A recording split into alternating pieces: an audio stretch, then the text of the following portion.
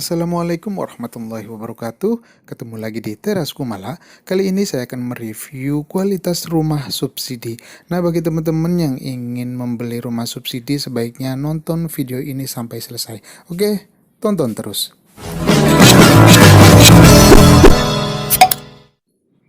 Oke, ini adalah rumah subsidi yang akan saya review ya.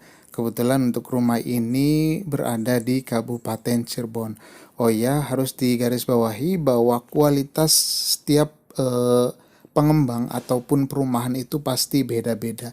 Nah, setidaknya teman-teman tahu bagaimana atau sedikitnya mengetahui tentang kualitas rumah subsidi.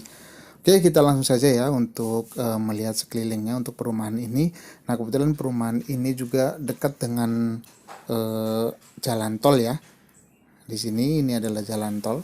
Nah, teman-teman di sini juga bisa lihat untuk pondasi rumah subsidinya. Nah, untuk pondasinya seperti ini ya. Saya tidak akan ke situ, kita lihat lebih jauh saja. Nah, untuk lebih dekatnya nanti di selanjutnya.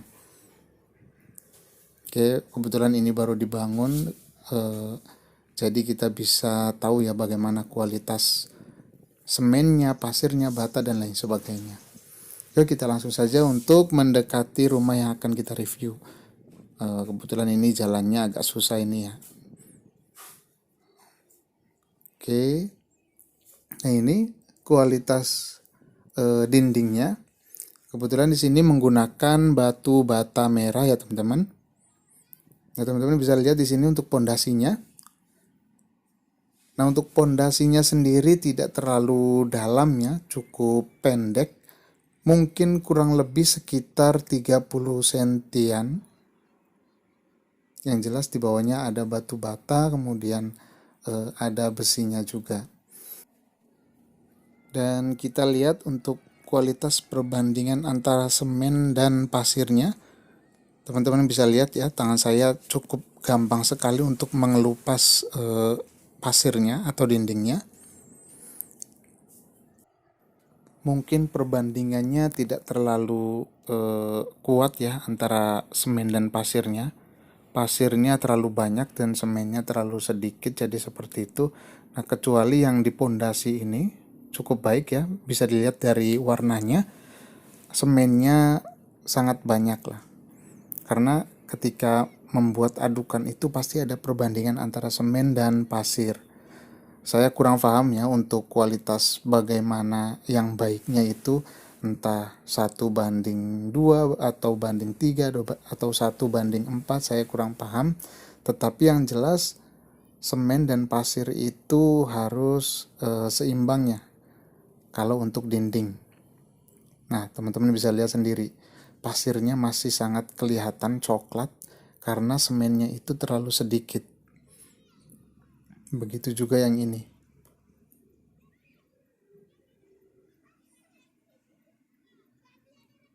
Nah, teman-teman bisa lihat ya, sangat kelihatan sekali untuk pasirnya. Biasanya kalau campurannya itu benar, pasirnya itu sudah berwarna abu-abu ya, seperti semen. Tapi kalau ini masih terlihat coklat. Bukan karena dindingnya masih basah atau apa.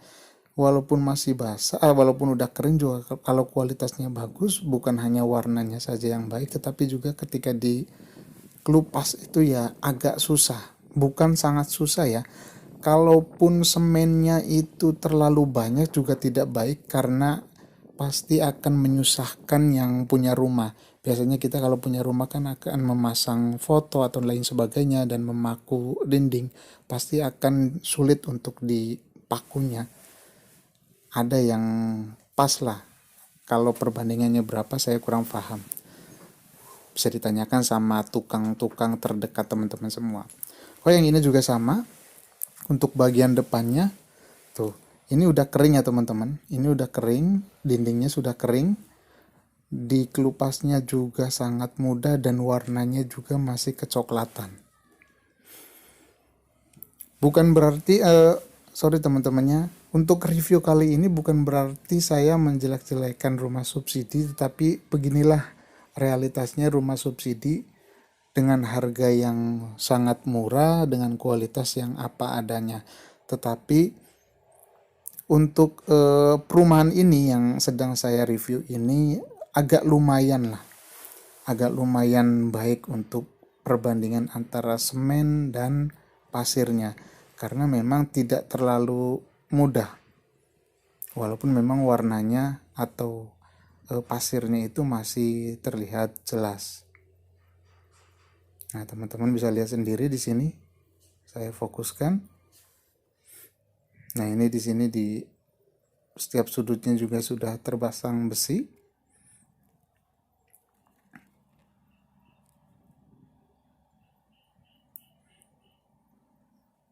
Nah, teman-teman juga di sini bisa lihat.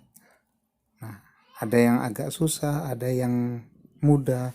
Jadi mungkin campurannya beda-beda ya, tergantung tukangnya.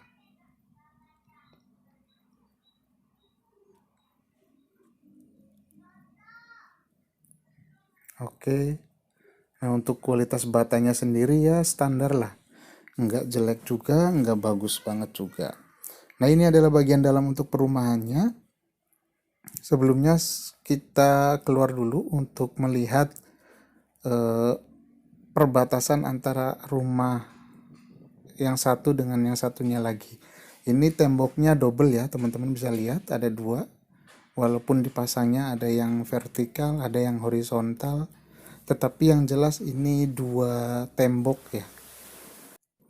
Bukan cuman satu tembok saja atau satu bata saja. Kan ada tuh perumahan yang dindingnya itu perbatasan rumah yang satu dengan yang lainnya itu hanya disekat dengan satu tembok atau satu bata saja. Kalau ini rangkap ya, teman-teman bisa lihat sendiri. Cukup lumayan ya, kita diuntungkan karena memang kita tidak terganggu oleh tetangga kita. Tidak terlalu lah minimalnya. Nih kalau pondasi kualitasnya bagus ya. Agak susah untuk dikelupas. Minimalnya pondasi itu kuat kokoh. Kalau yang ini lumayan kokoh lah.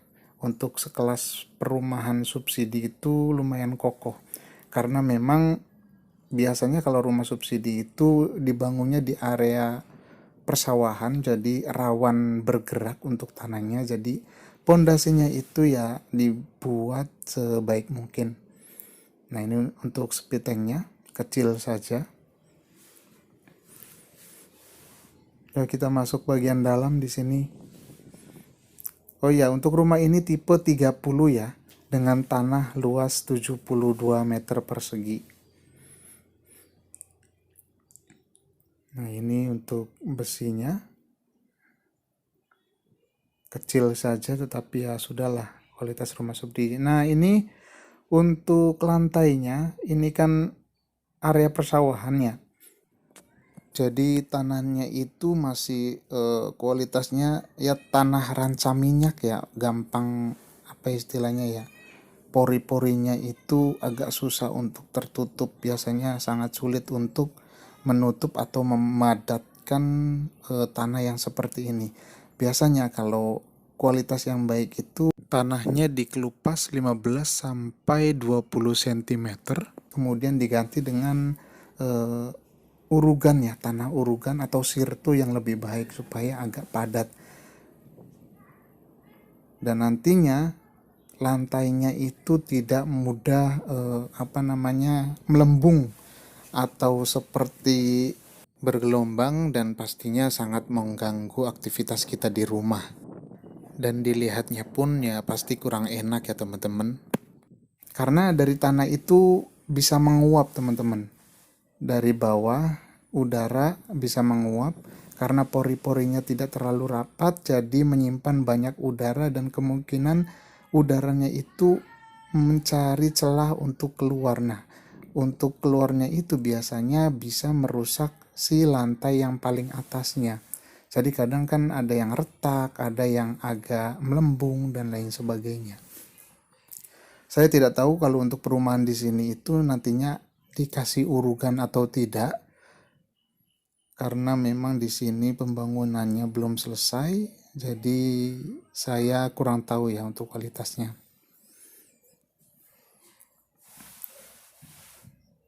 Oke, kita bisa lihat-lihat lagi untuk sekitaran rumahnya. Nah, mudah-mudahan teman-teman bisa, yang mau mengambil rumah subsidi itu bisa jaga-jaga ya. Apa-apa saja yang istilahnya kurang baik atau dan lain sebagainya, supaya untuk perbaikannya tidak sia-sia. Mana yang harus diganti atau mana yang biarkan begitu saja karena kualitasnya cukup lumayan. Oke, ini rumah yang belum dibikin, dan di belakang sana rumah yang sudah jadi. Oke teman-teman, mudah-mudahan video ini bisa bermanfaat bagi teman-teman semua untuk mengambil rumah subsidi. Dan pastinya yang namanya rumah subsidi itu tidak ada kualitas yang sangat istimewa atau yang sangat bagus sekali. Semuanya di bawah standar, tetapi tidak terlalu mengecewakan dan masih layak untuk dihuni. Yang penting pinter-pinternya kita saja untuk merawat rumahnya. Oke, itu saja teman-teman. Terima kasih. Wassalamualaikum warahmatullahi wabarakatuh.